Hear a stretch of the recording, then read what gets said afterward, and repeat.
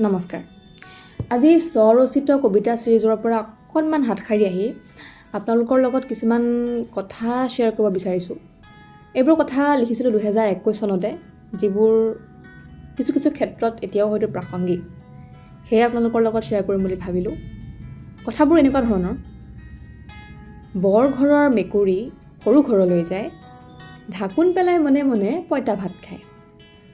কিয় বাৰু এনেকুৱা হ'ল? বৰঘৰৰ মেকুৰীটোৰ বৰঘৰত খাবলৈ ভাত নাছিল নে বৰঘৰত পঁইতা ভাত খাব নাপায়?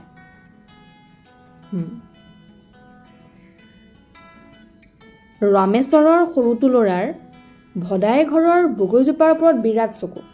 পিছে ভদাই ঘৰৰ ছাগলীজনীয়ে ৰামেশ্বৰৰ ঘৰৰ নেমুজোপা তপা কৰি পেলোৱাত ইখন ঘৰৰ প্ৰাণী সিখন ঘৰলৈ যোৱা নিষেধ।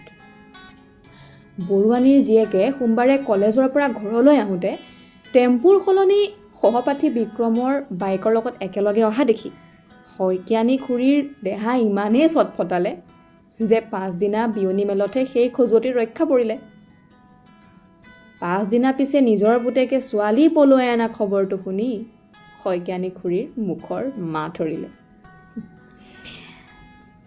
প্ৰেমাস্পদ সমীৰৰ সৈতে বিয়া হৈ অহা এমাহৰ পাছতেই পুলিচৰ চাকৰিৰ কাৰণে দৌৰিম বুলি ভাবি থকা নতুন কইনা শেৱালীয়ে এতিয়া চোৰ ডকাইতৰ ঠাইত বাচন ধুই আছে।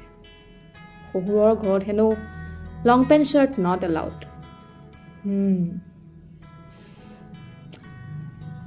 চহৰত থকা ককায়েকৰ নামত থকা ঘৰৰ কাষৰ পুখুৰীটো পুতি নগেনে কাকো নজনোৱাকৈ এখন নতুন ঘৰ সাজিলে। বোলে ককাইটো বিহুতহে ঘৰলৈ আহে। পাছে চহৰৰ কোলাহলৰ মাজত থাকি বেয়া পোৱা আলৰ বুঢ়ীজনীলৈ এটা কোঠা কমিলে। বুঢ়ী এতিয়া পুৰণি ঘৰখনত অকলশৰে থাকে। কৈৱৰ্তমূলৰ সমুদ্ৰৰ ঘৰত লঘোণধাৰী ৰমাকান্তৰ ভোক পিয়াহ একোকেই নালাগে। এইবাৰ পিছে পুতেকে মেট্ৰিক দিব দেখি অংক মাষ্টৰ আকৌ সমুদ্ৰকেই ঠিক কৰিছে। গোলকীয় পৃথিৱীৰ ঘৰবোৰ চাৰিকোণীয়া। বন্ধুৱে বোলে তুহিন ফটো এখন উঠা। মই বোলো নাই দেই, মোৰ মুখত শাল মইনা। উপায়তো নাই, দুনিয়াখনেই এনেকুৱা।